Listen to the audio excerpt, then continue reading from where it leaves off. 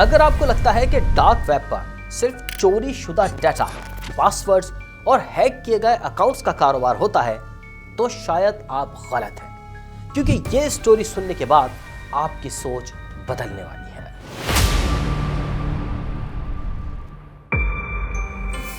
11 جولائی 2017 Italy کا شہر میلان دنیا کی بڑی فیشن سٹیز میں سے ایک۔ اسی شہر میں ایک 20 سالہ برطانوی ماڈل کلوئی ایلنگ فوٹو شوٹ کے لیے ایک ایڈریس پر پہنچتی ہے۔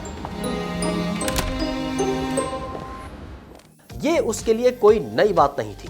ماڈلنگ کی دنیا میں نئے شوٹس، نئے فوٹوگرافز اور نئے شہروں میں کام کرنا معمول کی بات ہوتی ہے۔ اسے بتایا گیا تھا کہ یہ ایک پروفیشنل شوٹ ہے۔ کلوئی کے لیے یہ موقع اچھا تھا اور جگہ تھی میلان، لیکن کلوئی ایلنگ کو یہ اندازہ نہیں تھا کہ اس دن وہ جس دروازے سے داخل ہونے والی ہے وہاں اس کا انتظار کیمرے اور لائٹس نہیں کر رہے۔ ایک ایسا منصوبہ، ایک ایسا پلان اس کا منتظر تھا جس کے سامنے آنے پر دنیا کو یقین کرنا مشکل تھا کہ یہ سچ ہے یا فریب۔ کلوئی کے مطابق جیسے ہی وہ اندر داخل ہوئی اس پر حملہ ہو گیا۔ اسے کوئی ڈرگ دے کر بے ہوش کیا گیا، اس کے ہاتھ باندھے گئے اور ایک بڑے بیگ میں بند کر کے گاڑی کی ڈگی میں ڈال دیا گیا۔ پھر اسے میلان سے دور شمالی اٹلی کے ایک علاقے میں لے جایا گیا۔ جب کلوئی کو ہوش آیا تو وہ اس جگہ پر نہیں تھی جہاں اسے ہونا چاہیے تھا۔ وہ میلان اپنے ہوٹل یا شوٹ کے سیٹ پر نہیں تھی، بلکہ وہ ایک فارم ہاؤس میں تھی، اور اس کے گمان میں بھی نہیں تھا کہ اگلے 6 دن اس کی زندگی کے سب سے خوفناک دن ہوں گے۔ وہ کمرہ تو اتنا خوفناک نہیں تھا، لیکن جو نام اسے بار بار وہاں سننے کو ملا اس سے وہ خوف سے کانپنے لگی، دی بلیک ڈیتھ گروپ۔ اسے بتایا گیا کہ اسے ایک ایسے کرمنل نیٹ ورک نے اغوا کیا ہے جس کے ہزاروں ممبرز ہیں، اور یہ گروپ ڈارک ویب پر خواتین کی خرید و فروخت کرتا ہے۔ وہ جسمانی طور پر تو آزاد ہے، مگر ہر وقت انڈر مانیٹرنگ ہے، یعنی بھاگنے کا تصور کرنا ہی بیکار ہے۔ پھر کلوئی کو بتایا گیا کہ اس کی آزادی کی قیمت مقرر ہو چکی ہے، 3 لاکھ یوروز۔ اسی دوران اس کے ایجنٹ کو بھی رینسم میسیجز بھیجے گئے۔ بولا گیا کہ اگر رقم ادا نہ کی گئی تو کلوئی کو آن لائن آکشن میں پیش کر دیا جائے گا۔ کلوئی کو کوئی راستہ نظر نہیں آ رہا تھا۔ وہ نہیں جانتی تھی کہ بلیک ڈیتھ گروپ کے کتنے لوگ ہیں، کہاں ہیں اور کس طرح اسے دیکھا جا رہا ہے۔ ابھی تک تو کہانی ایک نارمل کڈنیپنگ سٹوری کی طرح آگے بڑھ رہی تھی۔ پھر ایک ایسا واقعہ ہوتا ہے جس نے بعد میں پوری دنیا کو کلوئی کے خلاف کر دیا۔ 6 دن کی حراست کے دوران اسے صرف فارم ہاؤس میں بند نہیں رکھا گیا، اسے ایک بار باہر بھی لے جایا گیا، پبلک پلیس پر، لوگوں کے درمیان۔ مگر شاید ایک لمحہ بھی ایسا نہیں تھا جب اسے واقعی یقین ہو کہ وہ آزاد ہے۔ اب آپ ذرا غور کریں کہ ایک کڈنیپر، اس کے ساتھ ایک وکٹم، اور دونوں پبلک پلیس پر، بغیر ہتھکڑیوں کے، بغیر کسی زبردستی کے۔ ایک موقع پر وہ جوتے خریدنے کے لیے دکان بھی گئے، اور یہی وہ چند منٹ تھے جنہوں نے پوری کہانی کا رخ بدل دیا، کیونکہ بعد میں سی سی ٹی وی اور اس واقعے کی خبریں سامنے آئیں تو بہت سے سوالات اٹھے۔ اگر کلوئی واقعی اغوا ہوئی تھی تو وہ بھاگی کیوں نہیں؟ وہ چیخی کیوں نہیں؟ کسی دکاندار کو کیوں نہیں بتایا؟ کسی گاہک سے مدد کیوں نہیں مانگی؟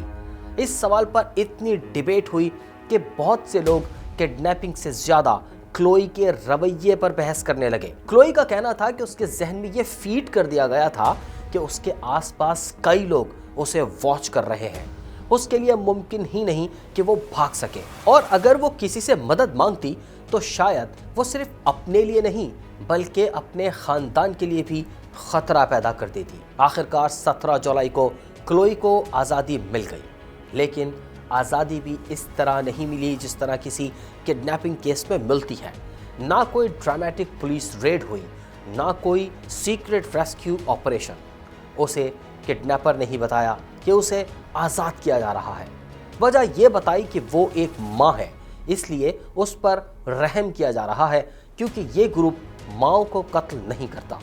वही शख्स जो उसे अगवा करके फार्म हाउस लाया था, वही उसे गाड़ी में बिठाकर वापस मैलान ले गया। ये बात खुद इतनी अजीब थी कि अगर आप ये मंजर किसी फिल्म में देखें तो शायद आपको भी यकीन ना आए। उस बंदे ने क्लोई को ब्रिटिश कॉन्सुलेट के करीब छोड़ दिया। वो अंदर गई और अपनी पूरी कहानी ब्रिटिश कॉन्सुलेट के अमले को सुनाई। पुलिस को इत्तला दी गई। पुलिस फौरन एक्शन में आई और कॉन्सुलेट के बाहर पहुंच गई। सबसे हैरत अंगेज बात यह हुई कि किडनैपर अब भी वहीं बैठा था। उसने भागने की जरा भी कोशिश नहीं की। पुलिस ने उसे फौरन गिरफ्तार कर लिया। किडनैपर का नाम था लूकस हर्बा। यहाँ बज़ाहिर ये लगता है कि केस सॉल्व हो गया, मुजरिम पकड़ा गया, विक्टिम बच गई। लेकिन क्लोई एलिंग के लिए असल आजमाइश अब शुरू होने वाली थी, क्योंकि गिरफ्तारी के बाद जब इस वाक़े की खबरें दुनिया भर में फैली तो लोगों ने पहले हर्बा से नहीं, क्लोई से सवालात किए। और सवाल सिर्फ एक था, तुम भागी क्यों नहीं? लोगों ने सीसीटीवी देखा, शॉपिंग ट्रिप देखा, पब्लिक प्लेसेस में उसकी मौजूदगी देखी और फिर लोगों ने इंटरनेट पर अपना फैसला सुनाना शुरू कर दिया। कुछ लोगों ने कहा कि ये पूरी किडनैपिंग फेक है, कुछ ने इसे पब्लिसिटी स्टंट कहा, कुछ ने कहा कि एक मॉडल ही अपने कैरियर के लिए ऐसा ड्रामा कर सकती है।